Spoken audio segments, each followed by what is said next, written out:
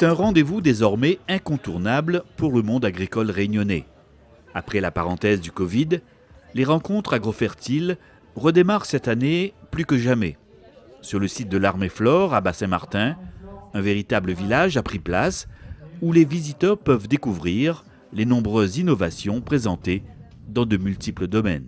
70 stands, c'est 70 innovations. Ça va d'outils connectés à des bineuses électriques, à du matériel végétal nouveau, des semences, des applications sur des smartphones. Voilà, tous les types d'agriculture, l'agriculture biologique, l'agriculture conventionnelle, tous les types de production, l'élevage, la canne, les fruits et légumes, l'horticulture, tout le monde est réuni aujourd'hui pour partager les éléments d'innovation. Et parmi toutes ces innovations, Aurore Waro nous présente ici un système de culture hydroponique hors sol. Donc c'est un système de culture innovant sur lequel on peut faire des légumes feuilles tout en facilité et tout en préservant l'économie en eau et en engrais. Le sol a disparu et les plantes sont nourries à partir de substances nutritives.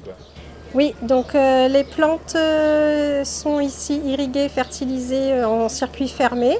Donc l'eau et les nutriments circulent en circuit fermé dans les gouttières. D'un point de vue ergonomique aussi, on ne travaille pas à la bonne hauteur. Voilà, là on va vraiment travailler à la bonne hauteur, à hauteur d'homme. Donc c'est un confort et une économie. Confort de travail et économie pour des agriculteurs qui font appel également de plus en plus aux insectes auxiliaires pour protéger leur culture. Des insectes très utiles, produits et élevés par la coccinelle. C'est une biofabrique, donc littéralement on fabrique du vivant.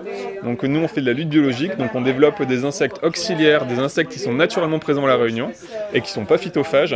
Et on utilise ces insectes-là pour remplacer les produits chimiques sur les cultures.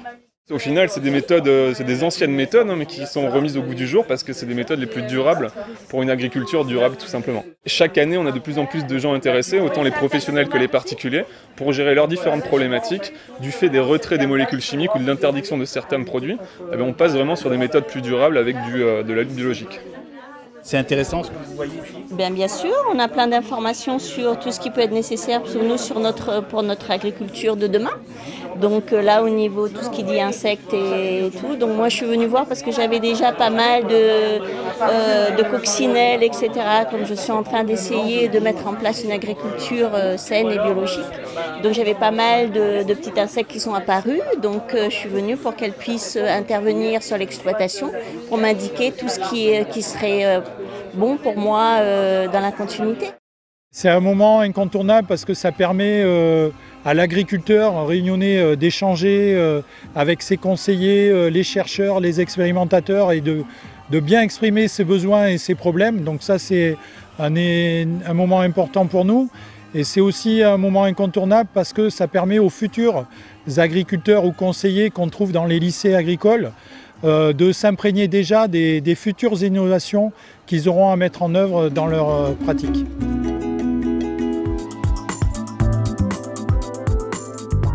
Au chapitre des nombreuses innovations présentées à l'occasion de ces rencontres agrofertiles, celle de l'Armée-Flore qui développe actuellement la pollinisation par les abeilles de certaines cultures sous serre.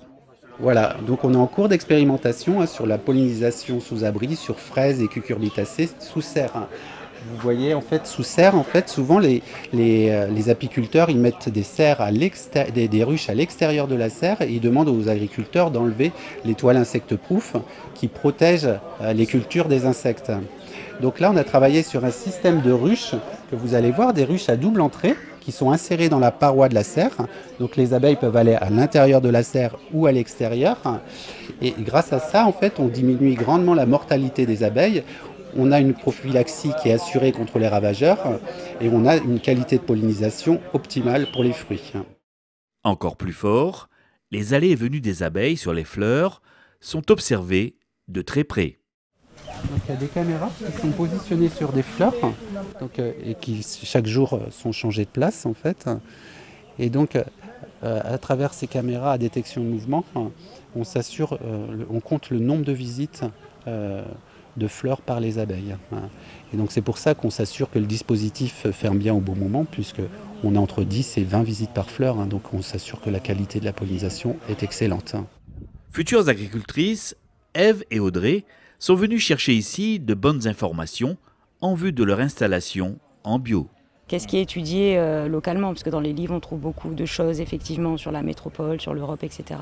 Mais qu'est-ce qu'on peut appliquer à La Réunion pour éviter d'avoir trop de ravageurs et d'avoir une bonne récolte, bon rendement? Il y a des informations qui sont quand même précieuses, comme Ève disait, on trouve beaucoup de choses dans les livres, mais qui ne sont pas forcément adaptées au territoire local. Donc c'est ça aussi l'idée de pouvoir trouver les informations qui correspondent en fait à la réalité des choses. Ces journées agrofertiles sont là pour ça et donc en tout cas vous êtes là pour répondre aux questions. Oui, voilà, c'est vraiment un lieu d'échange. Aujourd'hui on parle pommes de terre, mais après on élargit le débat. On a parlé aussi des serres, comment monter une serre en bio. On est vraiment là pour échanger avec les professionnels. Pour nous c'est vraiment le meilleur moment de l'année où on partage avec les producteurs nos résultats, où on transfère ce qui a bien fonctionné et ce qui n'a pas bien fonctionné aussi, parce que c'est important de savoir ce qui ne marche pas. Voilà, non, c'est un moment qui est important aussi bien pour eux que pour nous et riche d'échanges parce que les producteurs aussi font leurs propres tests, leurs propres expérimentations, donc c'est très très riche d'échanges. Ouais, c'est vraiment dans les deux sens et du coup c'est un vrai plaisir. La Réunion est un bel exemple de cette capacité à innover en permanence, à la fois pour satisfaire les attentes des citoyens, les attentes des consommateurs, être plus respectueux aussi des conditions d'environnement, la préservation de la nature exceptionnelle, de la biodiversité, répondre aussi aux enjeux du réchauffement climatique, puisque l'agriculture n'est pas le problème que l'on peut entendre régulièrement, mais aussi la solution, parce que c'est aussi un puits de carbone capable de réduire les gaz à effet de serre et de contribuer à éviter que la température, en tout cas de la Réunion, mais aussi mondiale, ne monte de façon trop importante.